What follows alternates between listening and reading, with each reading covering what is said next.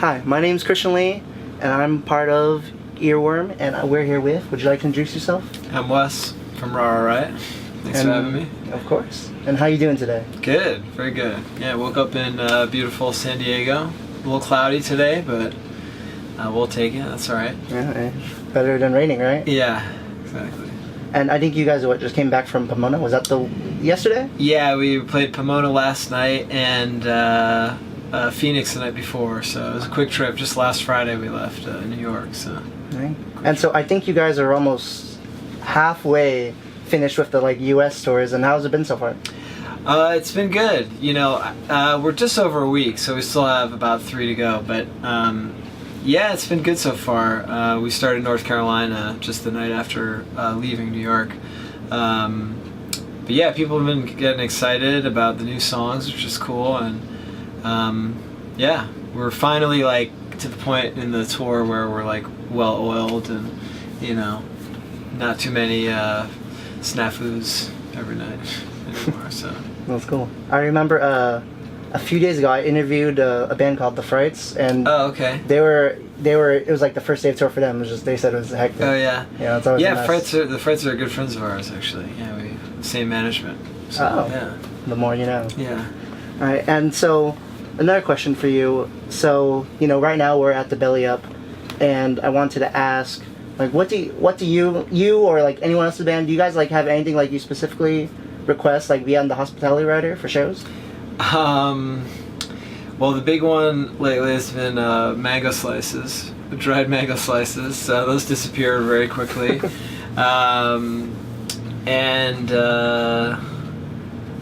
Yeah, the fruits blueberries. Those go quick.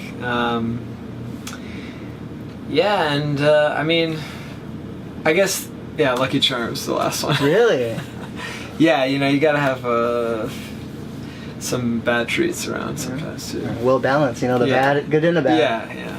Fruit for first, and then cereal for later. All right, I like that. Inverted breakfast schedule.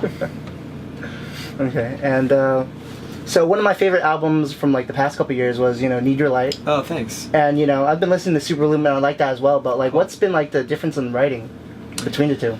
Yeah, well, so I guess for Need Your Light, it started with Need Your Light started with a session with Rostam that I did. We started the two songs that kind of felt like maybe the skeleton of the album first, Water, obviously, and the title track. And then there's a few songs that were kind of not holdovers, but they were part of a session I did with Dennis Herring, who did our third record, Beta Love. So he's got a little bit of a writing hand in Need Your Light as well. But then we finished it all, aside from the Rostam tracks, we finished the rest of the record in Seattle for Need Your Light. And it was kind of all together, you know. It was we did a bunch of songs in just a 3 or 4 week chunk, which was cool. It kind of had to have 2 different studios we were working on in that record. So we liked that a lot, and that's kind of what convinced us to try and expand that concept for Super Bloom. You know, we went from 2 main studios, I guess, you know, processes to just the whole thing was, you know, it was LA, it was New Jersey, it was Brooklyn, it was Milwaukee, Seattle. It was all over, and that was really fun. You know, it gave us a lot of space to try new stuff, a lot of different people to work with, and that's kind of where Super Bloom came out of. Yeah, that's awesome. Okay, and so once again, you know, you're playing back in San Diego for probably it's been a handful of times, right? Yeah, we've played Belly Up, at least a few times already, which it's a great venue. So. Nice. We like to, you know, walk down to the beach over there sometimes. That's we have time. Perk, yeah, we haven't had that time today yet, but or the weather necessarily. But yeah, it's a great place. It's, one of my favorite venues in this part of the country for sure. Oh, awesome! I didn't know that. Yeah, no, I love it. It's it's just kind of a mellow vibe, and there's always a place for the bus. We don't have to worry about that. It's true. They've got a shower, which is important for venues. Pretty good, yeah. It's always nice. Yeah, and food in house too is really good. So yeah, this checks all the boxes. Yeah. All right. And I think the first time that you guys played here was at the Casbah, though. Do you remember that? Yeah, definitely remember the Casbah. Yeah, that's. I think our drummer at the time, Cameron Wish, wasn't allowed in the venue. The under 21. Yeah, until we were like literally on stage, and as soon as the show was done, they were like, "Get back out!" Yeah. So he just had to sit in the van because. You know, we didn't have anything else for him to do, so he was just sitting in the van until we played, and then back out, and, you know, we had to pack up his stuff for him and everything. But yeah, those are, you know, fun, punky little shows, which, you know, I always remember fondly. Okay. And I remember seeing some YouTube videos, and I think early on too, like when you guys were first touring, you guys played like a lot of Kate Bush covers, huh? Yeah, we played Hounds of Love a lot. That was like our big closing song for a long time. And of course, Suspended in Gaffa was on our first record. Awesome. And that one's fun to play. We didn't play that very much with our with Kenny, our drummer now, until we did the reissue last year, which was really cool. Yeah, I think we also might have played Cloudbursting once or twice. And maybe Sat in Your Lap. And yeah, I mean, there's so many great ones, and we've tried a few, but yeah, I think at a certain point I was like, maybe we've done enough Kate Bush covers, don't want to overdo it. So yeah, we've done other things since then. Right. Yeah. And I actually have something to show you. Okay. It's actually a Kate Bush color model. Oh wow! Yeah. Speak of the devil, Cloudbursting. Oh my god, I love this. It's so cool with her on her big machine, and that's beautiful. And I was wondering too, because I think like Kate Bush is one of the common artists that everyone in the band loves. Yeah. So what drew you to her? I don't know. I mean, I think that was so. Hounds of Love was one of the first songs that we learned how to play together. When the band was starting out, you know, we had like, I don't know, 2 or 3 original songs, and so we filled the rest of the time with covers. It was like Talking Heads and Devo and you know, some other things, and then I was like, hey, let's play Hounds of Love. I love this song. It's one of my favorite songs ever, and I think that I can sing it. And it just was so fun, and you know, to put a little spin on it of our own, that kind of like a disco drum feel, which made it feel a little bit, you know, worthy of, you know, showing a different side. But yeah, I think after learning that song, I think everyone was just like, wow, this is really cool, unique songwriting and arranging, and she's just a captivating artist, you know, like watching her as, you know, even in just videos when she's like dancing, and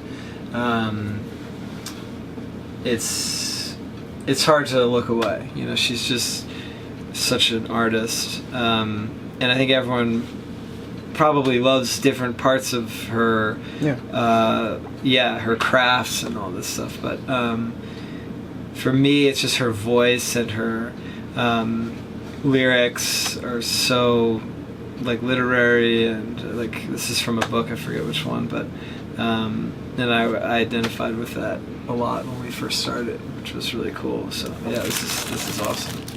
Okay. Very cool. And you mentioned a little bit about dancing, and I've wondered, have you guys ever asked, you know, like, I think it's Matt's sister to choreograph any dances for you guys? Yeah, you've done your research. Yeah, she's a choreographer and a dancer. We haven't. I mean, I think for us, it's more like, you know, we've kind of always identified a little more with like a raucous, unstaged, you know, stage presence, if that makes sense. So we've never really choreographed anything, but you know, I suppose it would be good in a video. You know, that probably would be a smart thing to do, but none of us are really talented dancers to begin with either, so it might just make more sense for us to just, you know, do what feels natural. So Right. Yeah. That's a fair answer. Yeah. Yeah. And speaking about siblings too, though, Space Fight. Yes. And Thing 1. Yeah, that's my One of brother's those. band. Yeah, that's my brother Spencer. He did a remix for us on our last record of Suckers, see that, which I think was really cool. And actually, I think a lot of people, that one got more streams than the original song, which is pretty cool. He taught me so much since I was little about music. He's a really phenomenal bass player and guitar player. He's actually going to be touring in the band in Europe. He's going to fill in for Milo, who's in grad school. Oh yeah, he is. And Andrew, our longtime co-producer, he co-produced our second record, The Orchard, with us. He's playing guitar tonight and on the U.S. tour since Milo's too busy with school. So, Sven will be filling in Space Fight.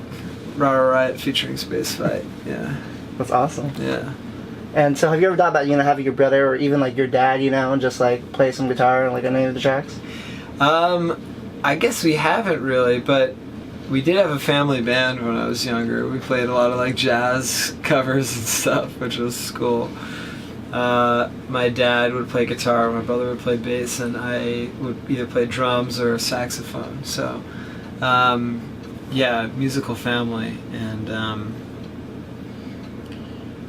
I guess we haven't really moved that into Ra Riot.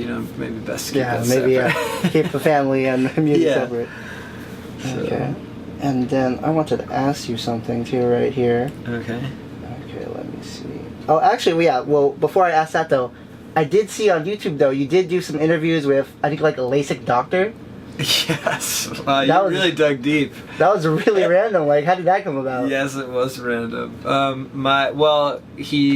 He did my eyes. He did the LASIK thing on my eyes, and we just kind of, I don't know. He just has a weird sense of humor, and just was talking about like music because he's he studied like violin when he was younger. So similar to. Yeah, so he just had all these ideas and wanted to share them, and I was like, this is funny, and he's got he's just kind of a funny guy, so it was cool to do something different like that. That was kind of it. I mean, he's a nice guy, and he did a great job on my eyes, so no complaints. So I was like, the least I can do is hang out and do some videos. Yeah. That's nice. Talking about music. You're in Ra Riot, but you've been in, I think, other bands like Sophisticuffs. Yeah. I think that's a good one. Yeah. Aquatones, that's a good one too. Wow. How do you know about Aquatones? It's I don't know. It just came to my head. Yeah. And so I think those were some of your first starting out bands, right?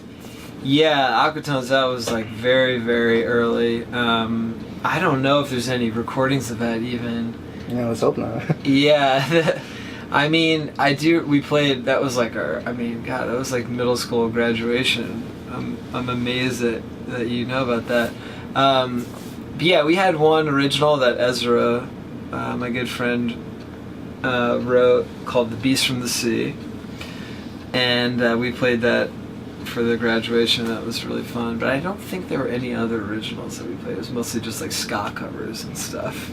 I mean, that's New Jersey for you. Yeah, exactly. Yeah, New Jersey band called Aquatones. Yeah, you can put two and two together.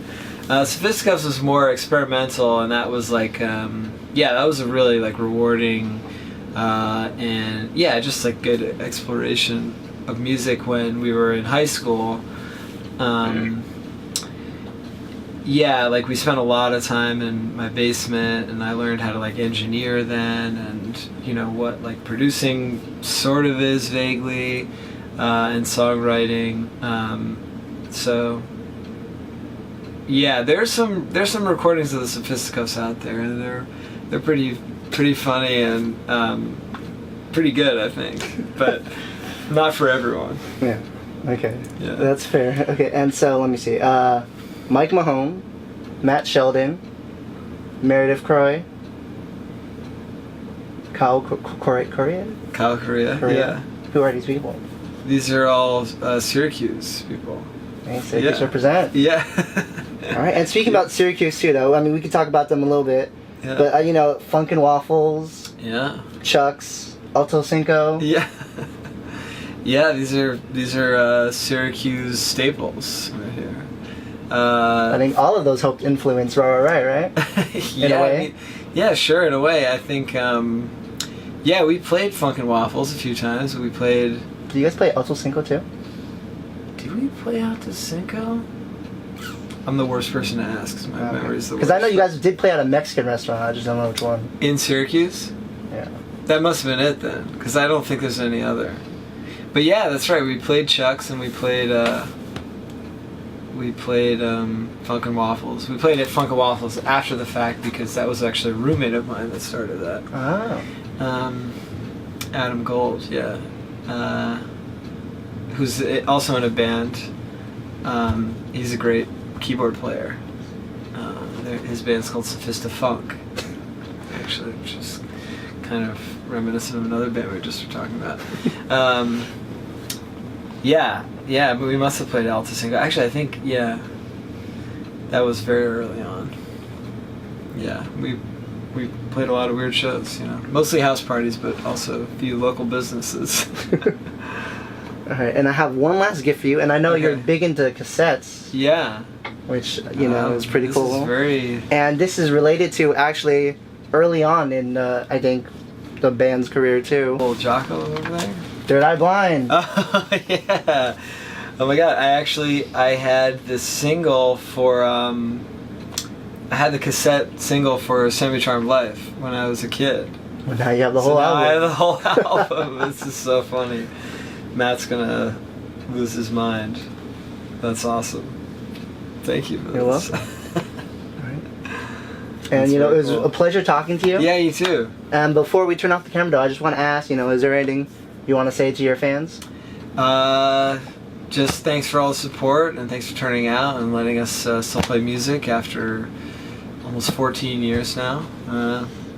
What a ride. Yeah, and thanks for watching interviews with people who do their research. That's pretty cool, too.